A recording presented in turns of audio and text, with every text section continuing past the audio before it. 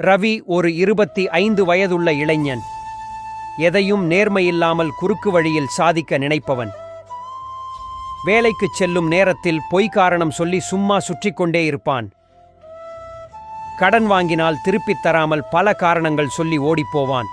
வியாபாரத்தில் பழைய பொருட்களை புதியதெனச் சொல்லி விற்பான். அவனுடைய நண்பர்கள் சிலர், ஏன் இப்படி பொய் பேசி வாழ்ற, உண்மை பேசி வாழலாமில்ல எனக் கேட்டனர். அதுக்கு அவன், கஷ்டப்படாம வாழ்க்கையை ஓட்டணும், அதுக்கு எப்படி வேணாலும் ஏமாற்றி வாழலாம் என பெருமையாகச் சொன்னான். ஆனால் அவன் நினைத்தது போல் வாழ்க்கை ஒழுங்காக போகவில்லை.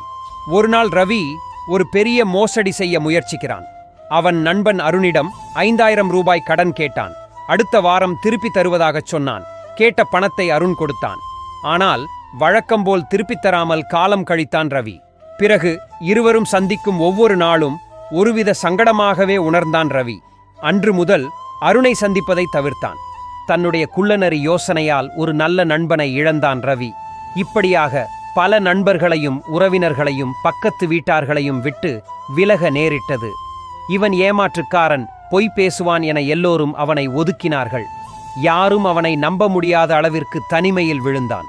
அவனை சுற்றியுள்ள நட்பை இழந்தான். பெற்றோரின் கோபத்திற்கு ஆளானான். அவன் ஒரு நாள் தூக்கத்தில் கனவு கண்டான். ஒரு பெரிய வீடு, நல்ல பணம், கார் என்று சந்தோஷமாக இருக்கிறான். ஆனால் ஒரே ஒரு நொடியில் எல்லாமே மறைந்தன. அவன் அலறிக்கொண்டு பார்க்க யாருமில்லை. யாராவது இருக்கீங்களா, ஏதாவது பேசுங்க என உதவிக்கு அழைக்க யாருமே அங்கு இல்லை. அவன் பார்வை திரும்பிய நேரத்தில் ஒரு குரல் கேட்டது. நீ வாழ்ந்தது ஒரு பொய்யான வாழ்க்கை, அதனாலே நீ யாருடைய நம்பிக்கையையும் பெறவில்லை எனச் சொல்லியது. அவன் திடுக்கிட்டு விழித்தான். நான் எதற்காக இந்த மாதிரி வாழ வேண்டும் என மனமுடைந்து போனான். ஒரு கட்டத்தில் தனிமை அவனை சிந்திக்க வைத்தது. அவன் தன்னம்பிக்கையோடு ஒரு முடிவெடுத்தான். இனிமேல் நேர்மையாக இருக்கணும், மற்றவர்களுக்கு கேடு செய்யாமல், பொய் பேசாமல் நேர்மையாக இருக்க முயற்சி செய்யணும் என உணர்ந்தான். அவனுடைய பழைய பழக்கங்களை விட்டுவிட்டு நேர்மையான வாழ்க்கையை வாழ முயற்சிக்கத் தொடங்கினான்.